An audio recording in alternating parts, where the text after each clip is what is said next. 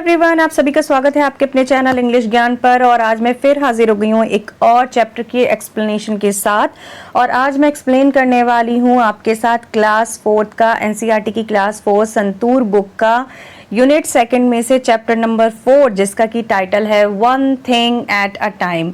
One thing at a time का मतलब है एक ही चीज को करें एक समय पर, यानी एक समय पर सिर्फ एक ही काम को करना चाहिए। तो इसमें यही बताया गया है इस पूरी पोयम में कि हमें एक समय पर एक काम करना चाहिए और पूरे मन और लगन के साथ करना चाहिए। अगर हम ऐसा करते हैं तो हम अपने काम में ज़रूर सफल हो जाते हैं। तो चलिए, सबसे पहले तो हम पूरी जो पोयम है, जैसे कि हम अपने पहले चैप्टर्स में भी यही करते थे कि अगर हमारी पोयम होती है तो हम पूरी पोयम को एक बार पढ़ लेते हैं और उसके बाद वर्ड टू वर्ड अच्छे से करके एक्सप्लेन करते हैं। और हाँ, जैसे कि मैं अपनी पिछली वीडियोज़ में भी आपके साथ पूरा चैप्टर एक्सप्लेन भी करती हूँ, साथ में आपको पूरा का पूरा सोल्यूशन, यानी जितने भी क्वेश्चन आंसर्स हैं या और भी चीज़ें हैं उनको भी एक्सप्लेन करके आपको पूरा सोल्यूशन देती हूँ। इसमें भी मैं वैसे ही करने वाली हूँ। तो जुड़े रहिएगा मेरी वीडियो के साथ और देखते रहिएगा। तो चलिए स्टार्ट करते हैं चैप्टर को। While work while you work, play while you play, to be useful and happy, that is the way. All that you do with all your might. Things done by half are never done right. One thing at a time, and that done well, is a very good rule, as many can tell. Movement should never be trifled away, so work while you work and play while you play. तो ये पूरी की पूरी poem मैंने आपके लिए पढ़ दी है, लेकिन अभी हमें इसे एक्सप्लेन करना बचा है। तो चलिए, बहुत ही इंटरेस्टिंग सी ये पोएम है, इसे एक्सप्लेन करते हैं और देखते हैं इसका meaning. Work while you work. Work मतलब काम, वाइल मतलब जबकि, जबकि वर्क मतलब कि क्या, काम करना चाहिए हमें जब हमें काम करना है। यानी कि काम करते समय, कोई भी आप काम कर रहे हैं, पढ़ाई कर रहे हैं या कोई और काम कर रहे हैं, तो उस काम को करते समय हमें वही काम पे पूरा फोकस रखना चाहिए। ऐसा नहीं है कि आप पढ़ाई कर रहे हो और पढ़ाई करते करते आपका ध्यान कहीं और जा रहा है। आपका ध्यान जा रहा है कि मैं ये गेम खेल लूँ, ये काम कर लूँ, बाहर चला जाऊँ, कार्टून देख लूँ। तो ऐसा नहीं होना चाहिए। तो आप जब पढ़ाई कर रहे हैं तो पूरे कंसंट्रेशन के साथ आपको क्या करना चाहिए, पूरे ध्यान से आपको क्या करना चाहिए, पढ़ाई को करना चाहिए। यानी जब भी जो काम आप कर रहे हैं वो करते समय आपको पूरे तरीके से वो काम करना चाहिए। प्ले वाइल यू प्ले, और खेलना चाहिए जब आप खेल रहे हैं। तो खेलते समय आपको और दूसरी चीज़ों की चिंता नहीं होनी चाहिए कि मेरा भी होमवर्क बचा है, मुझे होमवर्क कंप्लीट करना है, मुझे ये पढ़ाई करनी है, ये लर्न करना है। इसलिए पहले काम कर लेना चाहिए जो आपको काम करना है, और उसके बाद जब आप खेलते हो तो खेलते समय आपको केवल क्या करना चाहिए, खेलना चाहिए खुश होकर के। To be useful and happy, और ये बहुत ही ज़्यादा यूजफुल होता है, बहुत ही ज़्यादा हेल्पफुल होता है, बहुत ही ज़्यादा उपयोगी होता है। और इससे हमें क्या भी मिलती है, इससे हमें खुशी भी मिलती है। That is the way. और किसी भी चीज़ का पूरा फ़ायदा, उसे पूरा यूज़फुल बनाने के लिए, उपयोगी बनाने के लिए और उससे खुशी पाने के लिए हमें ऐसा ही करना चाहिए। यानी कि काम के समय हमें काम करना चाहिए और खेलने के समय हमें खेलना चाहिए। उसके बाद सेकंड पैराग्राफ पे आ जाते हैं। सेकंड पैराग्राफ में क्या है, all that you do with all your might. तो आप जो भी कर रहे हो, ऑल दैट यू डू मतलब आप जो भी कर रहे हो, do with all your might, तो आपको उसे हमेशा कैसे करना चाहिए, आपकी ऑल योर माइट, पूरी ताकत। यहाँ पर माइट का मतलब क्या है, शक्ति से है, पावर से है, ठीक है। तो पूरी शक्ति के साथ, पूरे बल के साथ, पूरे ध्यान के साथ उसको करना चाहिए। Things done by halves are never done right.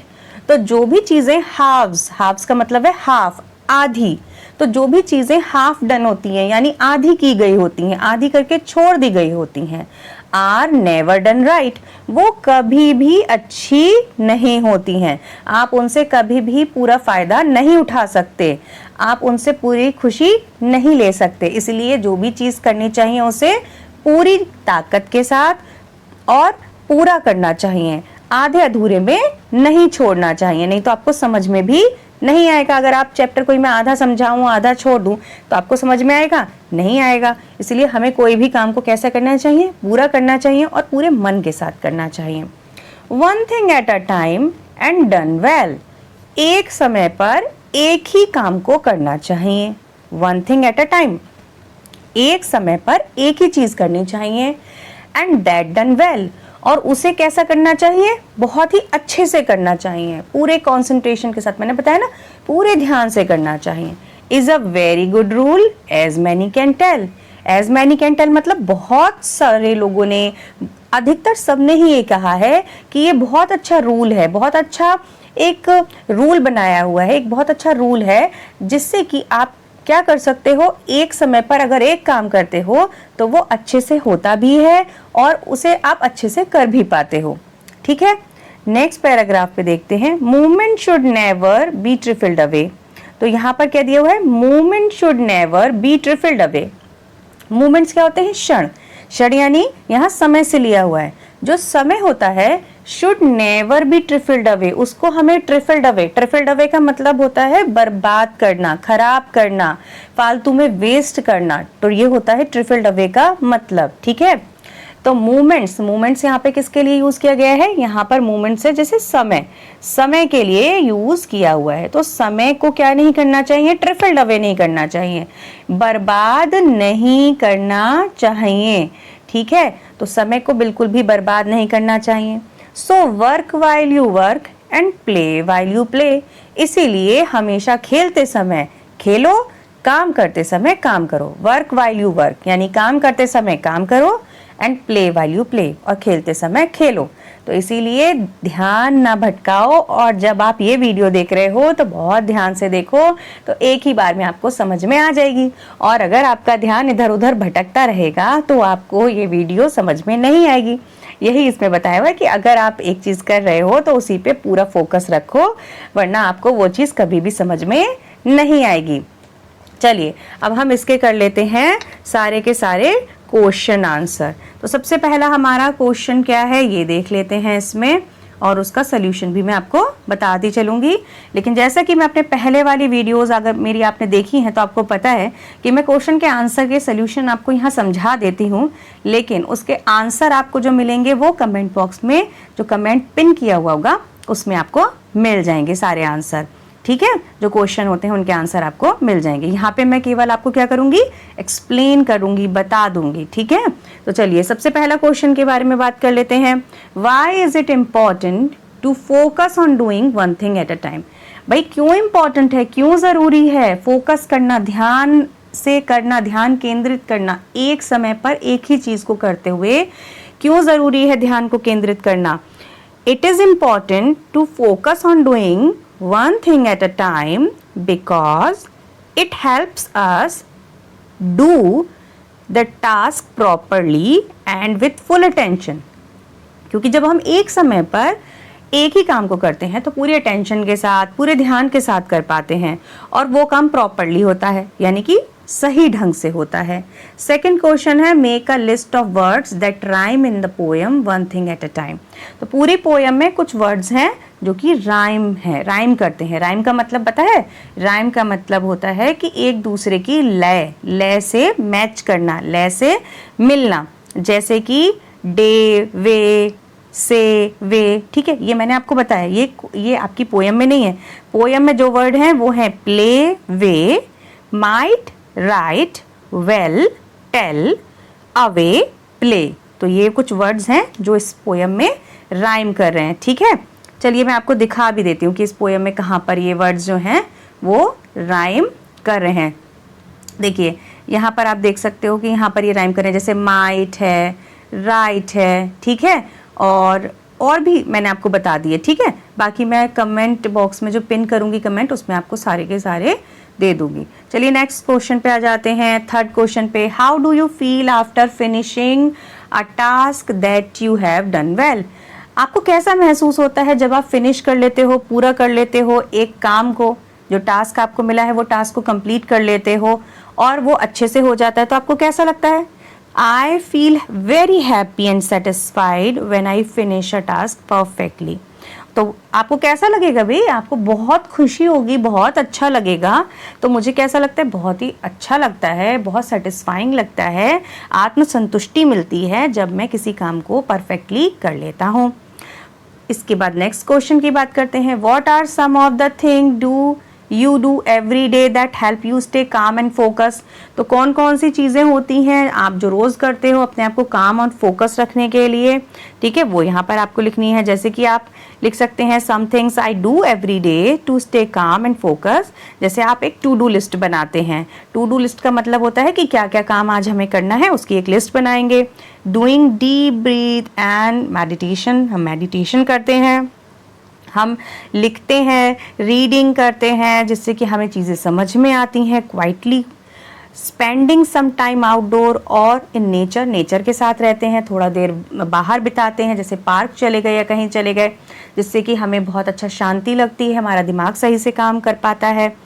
Taking short breaks between task, और बहुत लंबे समय के लिए हम कोई काम नहीं करते, हम क्या करते हैं, छोटे छोटे ब्रेक्स लेते हैं और अपने काम के बीच में, जिससे कि हम बिल्कुल फ्रेश महसूस कर सकें और काम में हमारी जितनी एनर्जी है वही एनर्जी हमारी बनी रहे। नेक्स्ट हमारी आ जाती है match the words with their meaning. हमें क्या करने हैं यहाँ पर? मैच करने हैं वर्ड्स को मीनिंग के साथ। माइट का मैंने आपको बताए थे, माइट का हो गया स्ट्रेंथ और पावर। स्ट्रेंथ मतलब ताकत, यूजफुल का मतलब हो गया हेल्पफुल और बेनिफिशियल जो कि उपयोगी होता है। मूवमेंट का मतलब होता है शॉर्ट पीरियड ऑफ टाइम, यानी थोड़े समय के लिए ही कोई चीज़ जब होती है तो उसे हम शॉर्ट पीरियड ऑफ टाइम कहते हैं, ठीक है, थोड़े समय के लिए उसे मूवमेंट्स कहते हैं। ठीक, अब हम नेक्स्ट देख लेते हैं कि नेक्स्ट क्या है। तो नेक्स्ट हमारी देखते हैं क्या आ जाती है। नेक्स्ट हमारी ये कुछ वर्ड्स आ जाते हैं जिन्हें आपको फ्रेम करने हैं, ठीक है। इन वर्ड्स को फ्रेम करके इनका मीनिंगफुल सेंटेंस आपको बनाने हैं जो मैंने आपको बताए हैं। उसके बाद आपके पास ये पिक्चर आ जाती है, इसमें से आपको कुछ कुछ वर्क देख करके ही करना है, अपने आप से नहीं करना है। ये आपको रूटीन वर्क जो आपको रूटीन में आप करते हैं उसको यहाँ पर आपको लिखना है फाइंड आउट करके, ठीक। नेक्स्ट हम देख लेते हैं कि क्या करना है। ओके, तो हमारी यहाँ पर आ जाती है एक रिडल जिसमें आता है गैस द फॉलोइंग रिडल। तो अब इन रिडल को हम करेंगे, सॉल्व करेंगे। रिडल क्या क्या है ये, ठीक है। इसमें दिया है पहली वाली जो हमारी रिडल आ जाती है ये वाली, 30 white horses on a red hill, now they comb, now they stomp, now they stand still, ठीक है। तो यहाँ पर क्या दिया हुआ है? 30 white horses। 30 white horses का मतलब समझ आया? 30 क्या होते हैं? 30 होते हैं हमारे टीथ, और जो हिल है वो किसे कहा गया है? गम्स को, ठीक है। तो यहाँ पर हमारा इसका आंसर क्या हो गया? इसका आंसर हो गया टीथ। क्या आंसर हो गया? टीथ। टीथ मतलब दांत, ठीक है। चलिए नेक्स्ट रिडल की तरफ बढ़ते हैं। नेक्स्ट हमारी रिडल, नेक्स्ट जो हमारी, एक मिनट रुकिएगा, नेक्स्ट हमारी जो रिडल है वो हमारी रिडल है ये। इसमें हमारा क्या दिया हुआ है? Tall lady in a white frock with a yellow face and a red nose, the longer she stand the shorter she grows. बताओ क्या होता है कि एक वाइट कलर की लेडी है, एक फ्रॉक पहने हुए है, उसका विद अ येलो फेस, उसका फेस कैसा है? येलो, और उसकी नोज कैसी है? रेड रेड नोज है उसकी। लॉन्गर शी स्टैंड, और वो जब खड़ी होती है तो वो बहुत ही लंबी होती है। शॉर्टर शी ग्रो, लेकिन जब वो ग्रो करती है, बढ़ती चली जाती है, तो वो छोटी होती जाती है। अब ऐसी कौन सी चीज़ है जो बढ़ती जाएगी तो वो छोटी हो जाएगी? तो इसे यहाँ पर इसका आंसर जो है वो है कैंडल। आप सोचो कैसे?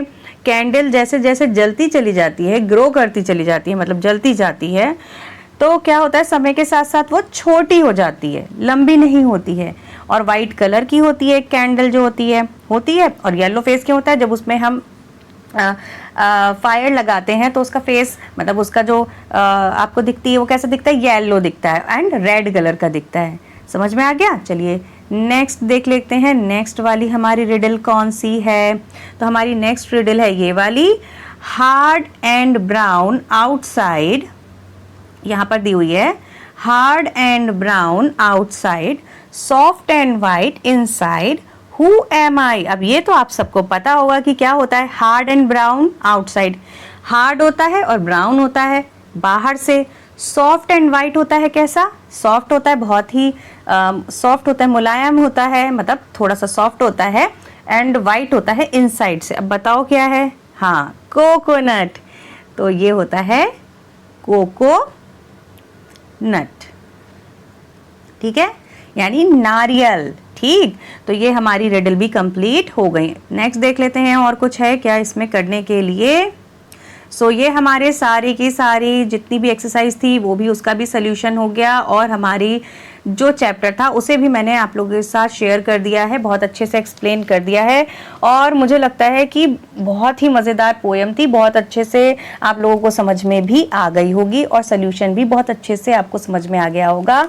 तो उम्मीद करती हूँ कि आप लोग इसे अच्छे से पढ़ेंगे, अच्छे से देखेंगे, और अगर वीडियो अच्छी लगी होगी तो लाइक ज़रूर कीजिएगा, शेयर कीजिएगा, और अगर ऐसी ही और वीडियो, हेल्पफुल वीडियो आपको चाहिए और आपको देखनी है तो चैनल को सब्सक्राइब करना बिल्कुल मत भूलिएगा। और हाँ, पढ़ते रहिए, खुश रहिए। अब मैं मिलूंगी आपसे अपने नेक्स्ट वीडियो में, तब तक के लिए bye bye, thank you so much.